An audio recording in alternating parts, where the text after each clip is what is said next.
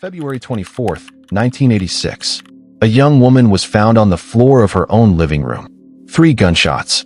Each one, on its own, enough to kill her. But the bullets weren't what made investigators stop. Because this wasn't a quick murder. The medical examiner documented 15 separate injuries to her face alone. Defensive wounds covered her hands and arms. There were signs she had been restrained, released, and forced down again. The estimated duration of the struggle was 45 minutes to an hour and a half. For up to 90 minutes, she fought for her life inside her own home. Alone. And somewhere during that struggle, the killer leaned in and bit her hard enough to leave a full impression in her left shoulder. Deep enough to preserve a biological signature that would outlast every lie. When it was finally over, the killer didn't panic. They wrapped a blanket around the gun to muffle the shots, stacked stereo equipment by the door, staged a burglary, and walked away. For 23 years, it worked. No arrest. No answers. A cold case gathering dust. While the person responsible got up every morning, put on a badge, went to work, sat across from grieving families, took their statements. Because the killer wasn't hiding from the investigation. She was already inside it.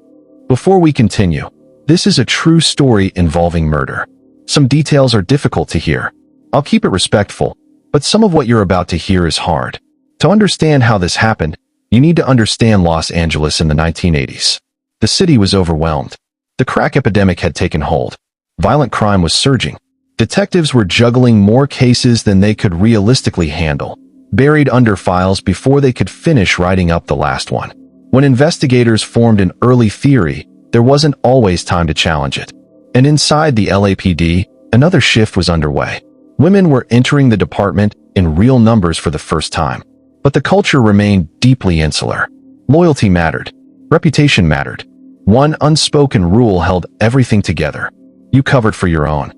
Into that world walked a young recruit when she enrolled in the police academy in 1982. Athletic, ambitious, competitive. Classmates remembered how intense she became during physical training, especially weapon retention drills. Once she got hold of something, she didn't like letting go. Her name was Stephanie Lazarus, and the story of how she became the prime suspect in one of Los Angeles's most infamous cold cases doesn't begin with a murder. It begins years earlier, in a college dormitory, with a young man she couldn't bring herself to forget. John Rutan was the kind of person people liked easily. Easygoing, athletic, sociable. He studied mechanical engineering at UCLA, and by his own later admission, moved through his college years without thinking too hard about the consequences of his choices. That would matter later. Stephanie Lazarus lived in the same dormitory. They became close. They became physical. And for years after graduation, that continued. Trips, visits, sex. Rutan would eventually testify under oath that they slept together somewhere between 20 and 30 times between 1981 and 1984.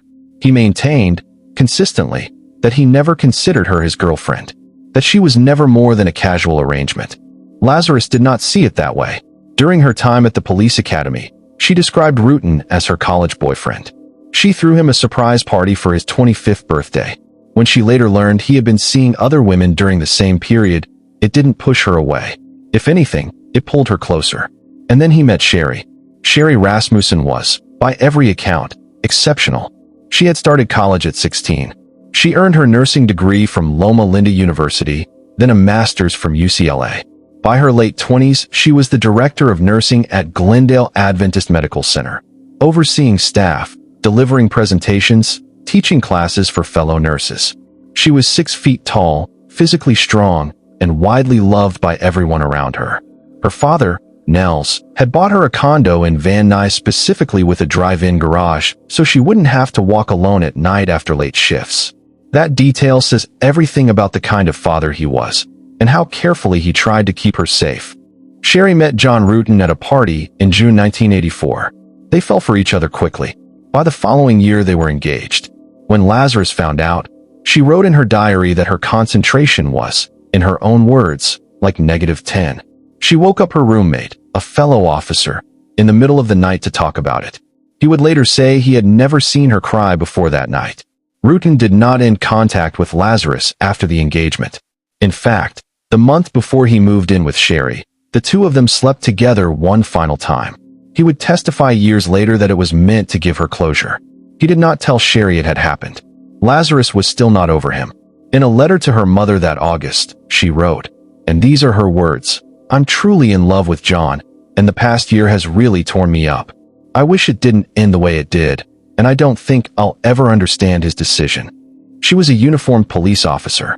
She was trained, armed, and by her own admission, still in love with a man who was about to marry someone else. Sherry Rasmussen had no idea how dangerous that combination was about to become.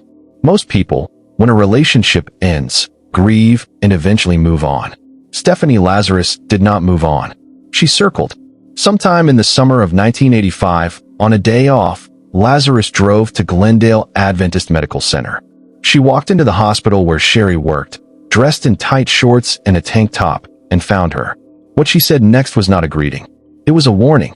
She told Sherry that she and John were still sleeping together, that when the marriage inevitably failed, she would be there to pick up the pieces. Sherry's response was quiet and direct. "Your services won't be needed." Lazarus left, but not before saying one more thing. "If I can't have John, no one else will, including you." Sherry went home that evening and told John everything. He admitted to the infidelity. He asked for forgiveness. And then he did nothing. He did not contact Lazarus. He did not ask her to stay away. From his perspective, whatever they had was ancient history. It was not ancient history. The hang-up calls began. The phone would ring at the condo. Silence on the other end. At her 2023 parole hearing, Lazarus admitted she was the one making them. Just to hear his voice, she said. It pacified her. Sherry told her father she believed she was being followed, that she sometimes spotted Lazarus on the street, occasionally dressed to disguise herself. Nels urged John to act. John did not. Rutan and Rasmussen married in November 1985.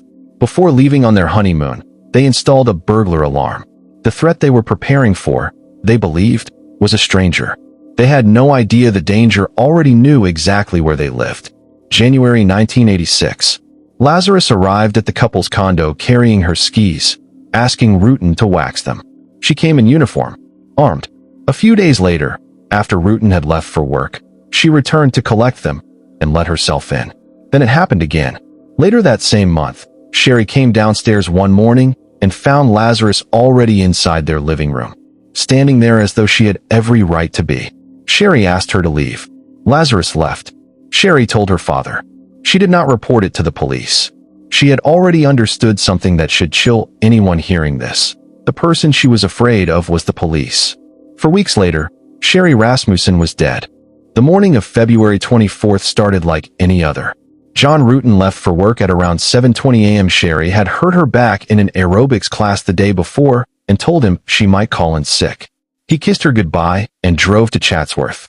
He would never see her alive again.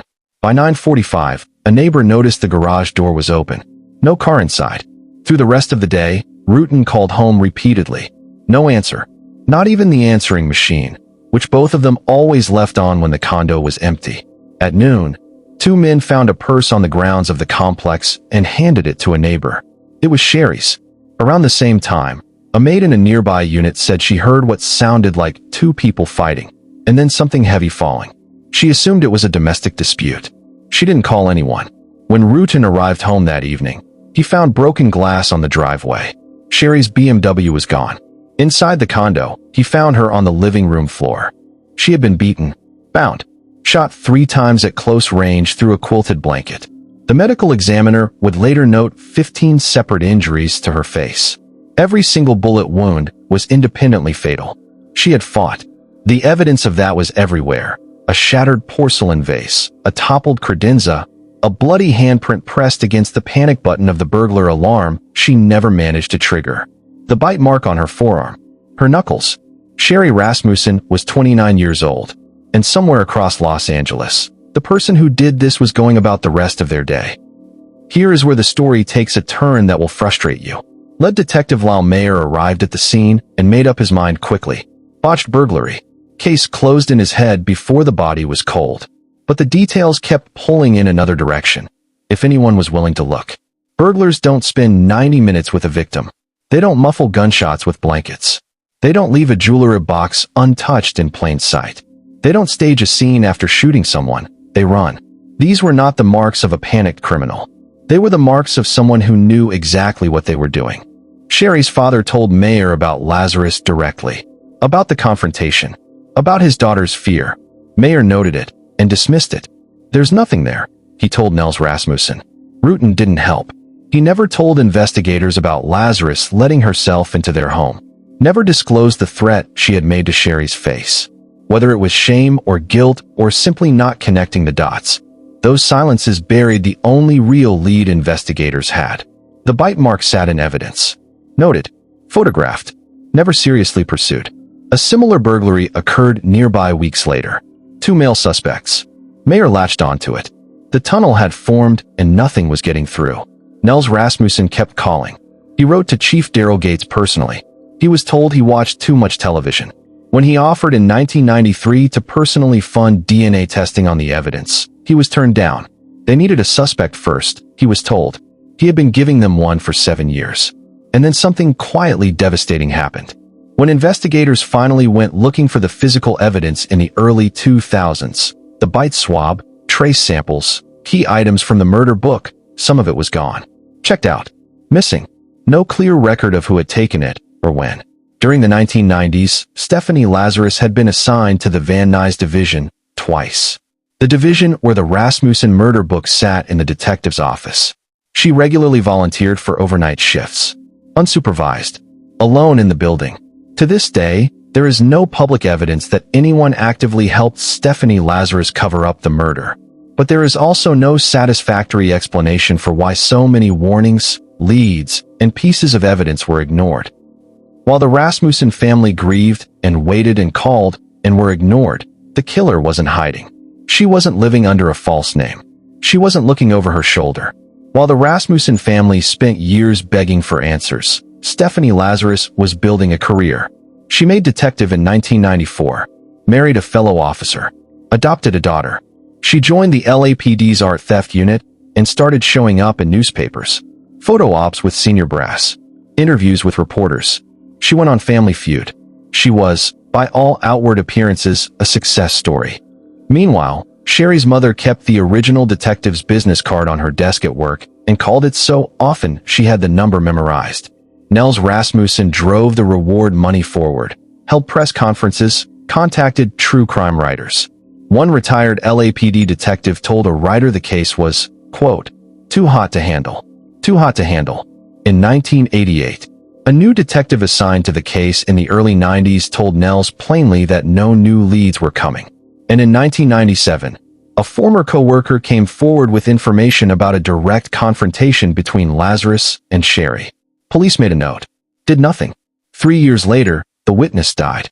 The case had been cold for over a decade. The family was exhausted. And the only piece of evidence that still had any chance of breaking it open was sitting forgotten in a freezer at the county coroner's office. Nobody knew it yet, but that freezer was about to change everything. In 2004, criminalist Jennifer Francis pulled the bite swab from that freezer and ran it through every test available to her. What she found stopped the burglary theory cold. The DNA belonged to a woman, not Sherry. Someone else had been in that condo. Someone who had bitten Sherry hard enough and long enough to leave a full DNA profile behind. 18 years of the 2 male burglars theory, gone in a single test result. Francis went back through the case file and found a reference to a woman who had harassed the victim before the murder. She brought it to the detective supervising her and asked if this woman had ever been investigated. His response stopped her cold. Oh, you mean the LAPD detective? He told her that detective was not a part of this. The case was a burglary. Always had been. Francis, suddenly aware of exactly what she was standing next to, did not push further. She would later say she was afraid of what pushing would cost her. The swab went back into the files. For more years passed. For years with a female DNA profile. For years with a potential suspect. It would take one more detective, starting completely from scratch, to finally ask the question everyone else had been too afraid to ask. In March 2008, Van Nuys homicide detective Jim Nuttall came into work one morning and found a cold case file sitting on the floor beside his desk. No note. No explanation. Just a box. He opened it. And something about it wouldn't let him go. He and his partner Pete Barba looked at the evidence with fresh eyes and reached the same conclusion within days. This was never a burglary. It was a murder staged to look like one. And the DNA said their suspect was a woman. They built a list of 5. Worked through them quietly, carefully, no announcements, no paperwork trails that could reach the wrong person. One by one, 4 names came off the list. The last name gave Nuttall pause. When he called Rutan and mentioned her, Rutan went quiet. Then told him he had given that same name to the original detectives 23 years ago. That conversation had never been documented. Not a single line. Nuttall now knew exactly who he was looking at. A detective. A fellow officer. Someone whose husband also worked in the same division. One wrong move, and she would know they were coming. They called her only number 5. They worked the case after hours, behind closed doors, and moved toward her like they were defusing something. Because in every way that mattered, they were. They couldn't just walk up and ask for a DNA sample. She would know immediately what it meant. So they waited. They put a surveillance team on her, watched her movements. And one afternoon at a Simi Valley Costco, on her day off, Stephanie Lazarus finished her drink and dropped the cup in a public bin. They had her. The DNA matched. After 23 years, they had their killer. Now they had to get her into custody without a weapon in her hand. June 2009. 2 detectives called Lazarus downtown under the pretense of discussing an art theft case. Routine. No reason to suspect anything.